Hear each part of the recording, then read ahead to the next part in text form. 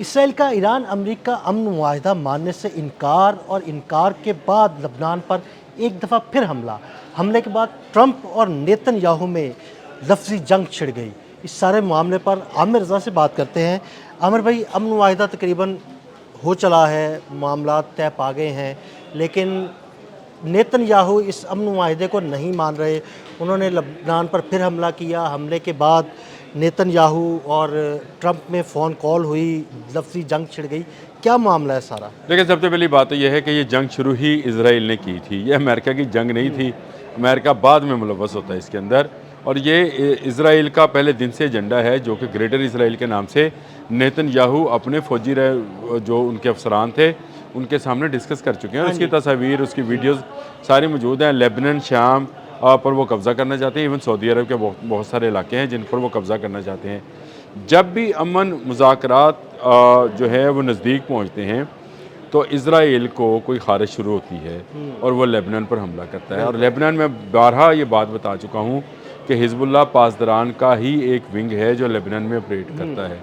उस पर हमला किया जाता है, जिसके बाद ईरान जो है मुज़ाकरात रोक देता है और अमेरिका जो है फंस जाता है। मतलब अमेरिका इस वक्त मुकम्मल तौर पर अगर कहा जाए तो वो इज़राइल के हाथों ईरान के ज़रिए हज़ीमत उठा रहा है। और ईरान जो है वो ताक का निशाना। मैं आपको कल रात मुझे तेहरान से एक दोस्त ने भेजा, कुछ चीज़ें भेजी।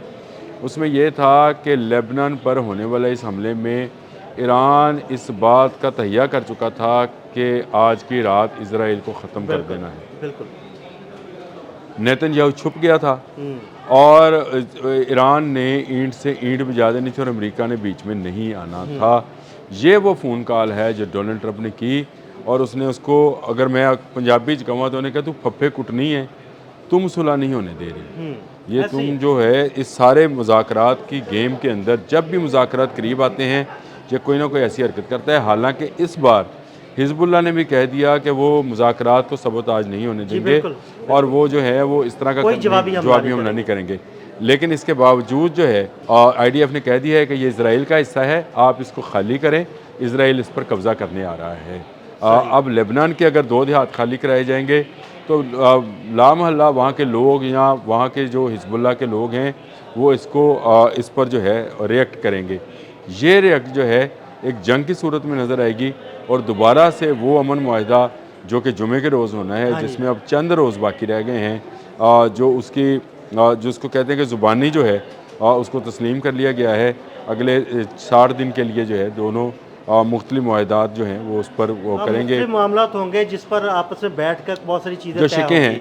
लेकिन उसमें लेबनान जो है वो सबसे बड़ा इशू रहेगा। देखें, पाकिस्तान के प्राइम मिनिस्टर शहबाज शरीफ ने भी ये कहा है कि लेबनान के बगैर ये मुआहिदा मुमकिन नहीं है, क्योंकि अगर आपने मिडल ईस्ट के अंदर अमन करना है तो फिर इसराइल को रोकना होगा। और लेबनान ईरान के लिए एक ऐसा ही है। मैंने आपको एक मरतबा तस्वीर भी भेजी थी जिसमें अब्बास अरागची ने ट्वीट की थी। ईरान का और लेबनान का झंडा जो है ना इकट्ठे लगाया हुआ था। तो उसका मतलब ये था कि उसके मफाद और उसके मफाद मुश्तरका हैं। इसमें अमेरिका को ज़्यादा सख्त लैंग्वेज जो है इस्तेमाल करनी है। अभी भी डोनाल्ड ट्रंप ने काफ़ी सख्त अल्फाज इस्तेमाल किए और कहा कि नेतन्याहू स्टूपिड, मतलब अब मुझे नहीं पता ये गाली है ये क्या है, लेकिन बेवकूफ़ाना जो है अमल का मुजाहरा करता है और उससे जो है मुज़ाकरात जो हैं वो सबोताज होते हैं। अमेरिका निकलना चाह रहा है। नवंबर में उनके मिड टर्म इलेक्शन है, नेतन्याहू के अक्टूबर में इलेक्शन है। और अगर अब वो अमन मुज़ाकरात की तरफ आता है तो फिर वो जो है उसके अपने इंतखाबात जो हैं, क्योंकि उसने सारी जंग लड़ी, यहूदियों को मरवाया, तिल अबैब और दमूना पर बमबारी करवाई, मिसाइल्स गिरे और वो जो क्लस्टर बमिंग की ईरान ने, ये सारा वो मामला है जिसमें वो अपनी आवाम के सामने भी जवाबदेह है। अब इस बात को लेकर वो ईरान के ख़िलाफ़, ईरान के हर उस अमल के ख़िलाफ़ काम कर रहा है। वो मिडल ईस्ट के अंदर अपनी फ़ौजी ताकत को बढ़ा रहा है। उसने मुत्तहिदा अरब अमारात में अपने IDF का सेंटर कायम कर रखा है। इसके साथ साथ वो लेबनान में हिज़्बुल्लाह पर हमलावर है। ना सिर्फ हिज़्बुल्लाह पर हमलावर है बल्कि वहाँ पर आम जो अवाम है वहाँ पर हमले किए जाते हैं और बिल्डिंग्स को गिराया जा रहा है। देहात, मैंने आपको बताया कि उसने कहा ये इज़राइल का हिस्सा है, इसको खाली करो, मैं इस पर कब्ज़ा करूँगा। तो ये वो मामला है जिसको लेकर मेरा ख़्याल है ट्रंप को ज़्यादा सख्त रद्दअमल, और इसके लिए सख्त रद्दअमल का कोई ज़्यादा काम करने की ज़रूरत नहीं है। ट्रंप सिर्फ ये ऐलान करें कि ये जो जॉर्ज डब्ल्यू बुश नामी जहाज़ जो है बहरी बेड़ा ये मौजूद है आबना हमस के पास, मैं इसको यहाँ से निकाल रहा हूँ, ये जहाँ से आया था वहाँ वापस चला जाए।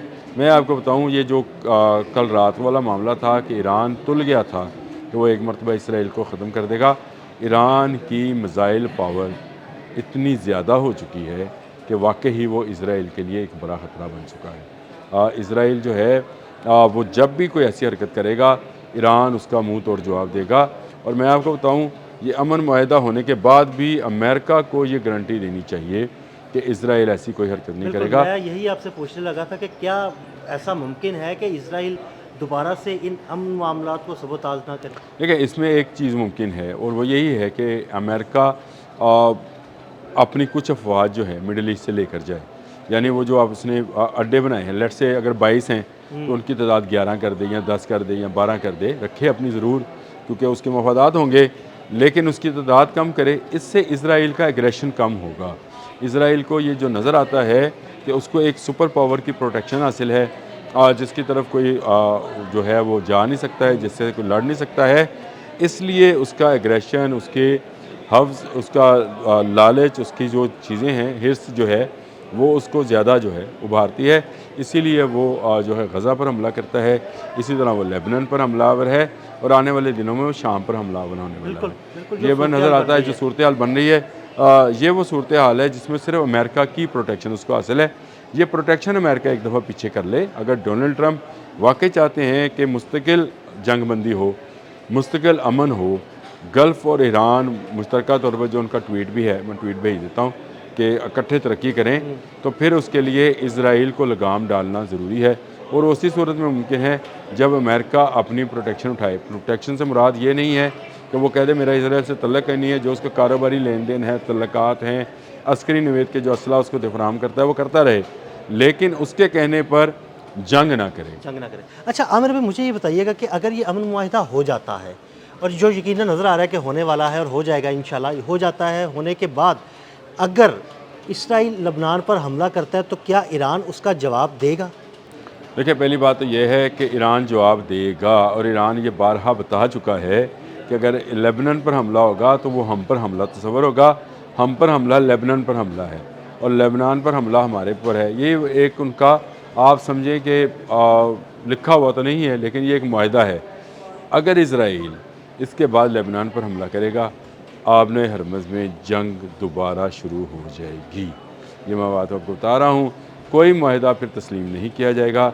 ईरान इस जंग का फातिहा है और ईरान अपनी शराइत पर ये कर रहा है, और उसमें सबसे बड़ी शर्त जो है मैंने आपको बता दिया वो लेबनान है। लेबनान में अमन इस खत्ते का अमन है, लेबनान में जंग इस खत्ते की जंग है। बहुत शुक्रिया आमिर भाई। आमिर भाई ने बड़ी तफसील के साथ इस सारे मामले पर रोशनी डाली।